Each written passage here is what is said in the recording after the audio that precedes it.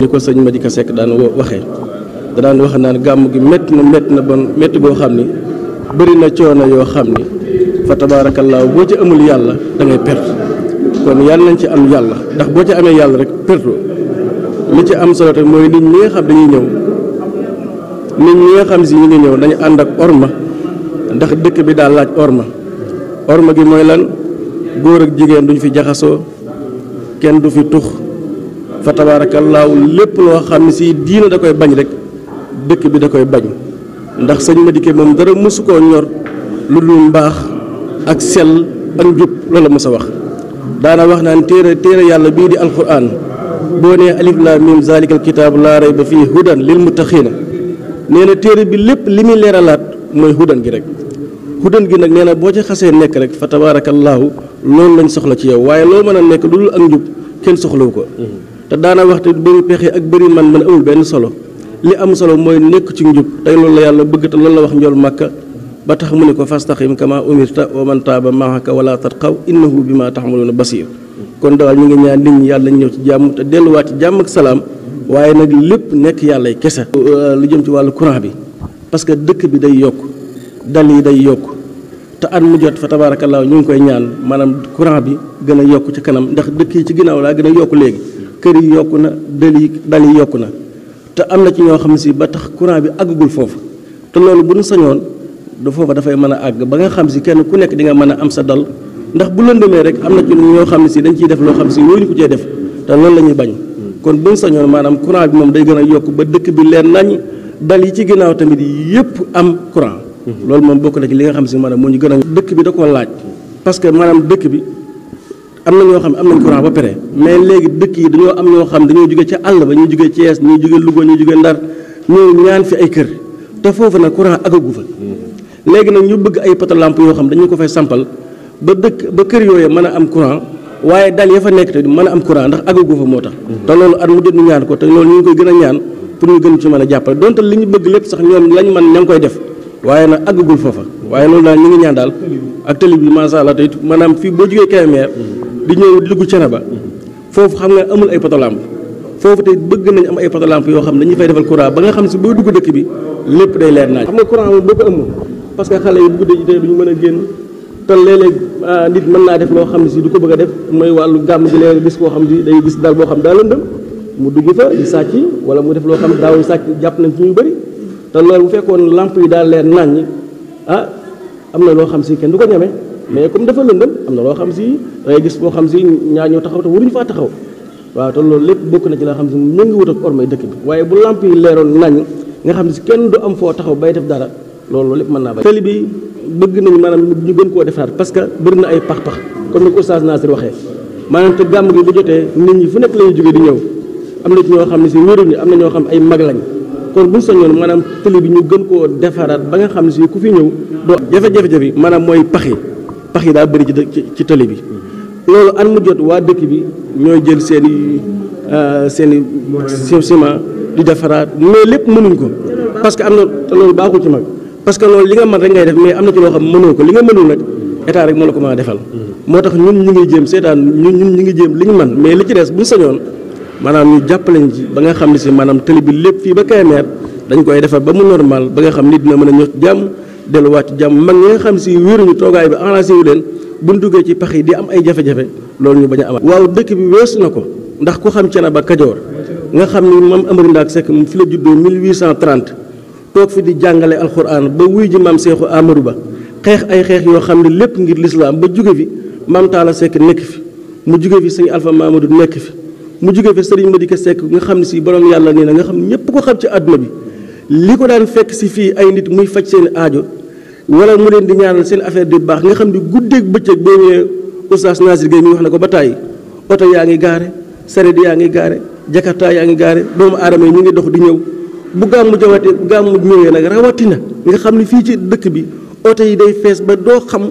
fu nit ñuy jaar ngir lan liggéeyub sëriñ Madika ci diina ji ak lu ko yàlla fayee ndax yàlla moom boo ko joxee sa bopp rek fa tabaarakallaahu mu fay la loo xam ne si yéen na la te loolu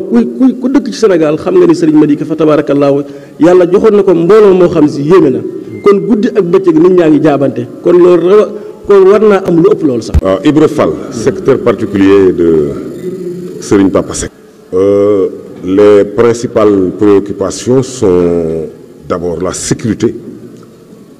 la santé des personnes qui seront là, parce que c'est le plus essentiel, le plus important. Quand des milliers de personnes se déplacent d'un peu partout au Sénégal, de par le monde, pour venir vous voir, assister à la cérémonie, je crois que nous devons nous préoccuper de leur sécurité et de leur bonne santé. Et cette organisation, dans les conditions que nous souhaitons, nécessite un appui de l'État du Sénégal. Entre-temps, je dois avouer que cette ville-là a beaucoup évolué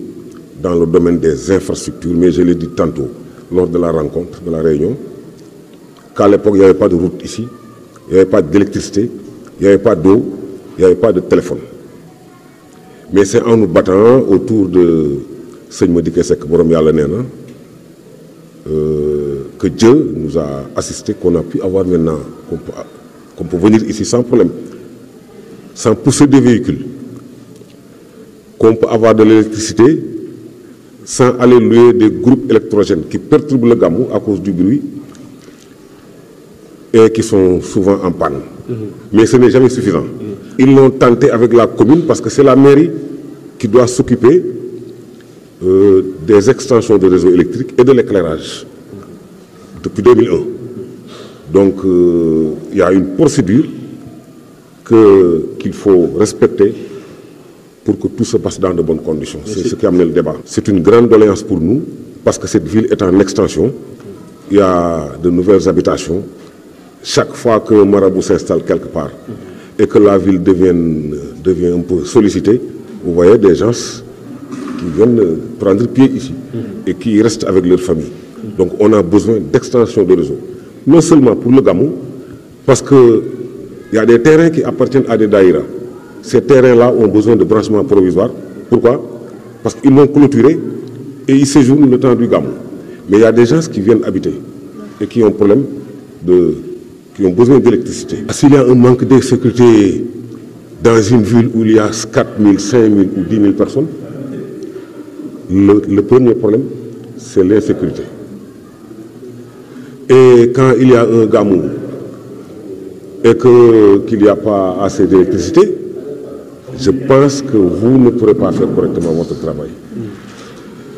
Les conséquences sur un manque d'électricité peuvent être nombreuses. Parce que maintenant, ça fait partie de la vie des Sénégalais. Je pense que les Sénégalais ne peuvent plus se passer d'électricité parce qu'elle sert à tout, à réfrigérer, à éclairer. Donc tout ce que nous faisons dépend de l'électricité maintenant.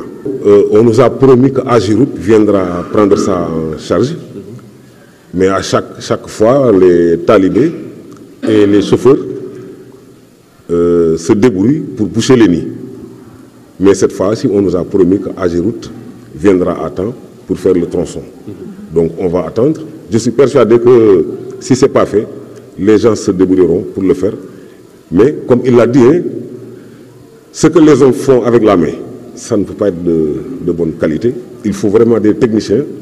et du matériel adéquat pour taper la route une bonne fois pour toutes. Donc l'autre aspect, c'est le net. C'est l'accès aux télécommunications. Oui, c'est-à-dire le téléphone ne fonctionne pas ici en temps de paix. Aujourd'hui, vous le constatez, tout le monde le constate, vous voulez appeler, il y a un problème. Quand vous voulez vous raccorder sur le net pour échanger avec quelqu'un, ça ne marche pas. Et je ne sais pas si vous assistez au Gamou de Thiénaba Kajoor, mais il y a du monde ici. Donc figurez-vous qu'une trentaine de médias, on ne peut pas connaître le nombre la puissance des réseaux sociaux qu'il y a ici. Si tout le monde s'accorde sur l'Internet et que le réseau n'est même pas suffisant pour gérer la ville, ça ne marchera pas. Sans compter les médias, ceux qui appellent leur famille. Il y a des gens même qui sont en Europe, aux États-Unis, un peu partout dans le monde, et qui suivent en direct le Gamou à partir d'un système qui dépend du net. Donc il y a urgence à renforcer l'Internet et le système de télécommunication dans cette ville, quitte à faire des efforts ponctuelle pour régler cela le temps du gamou et maintenant trouver une solution voilà, pérenne. Et comme l'a dit le préfet, c'est vrai qu'au Sénégal, on sent qu'il y a des défaillances au niveau de la Sonatel, mais je pense qu'ils doivent régler ces problèmes. Mais particulièrement, ces sites, ces lieux qui abritent et qui accueillent du monde, on doit veiller sur ces lieux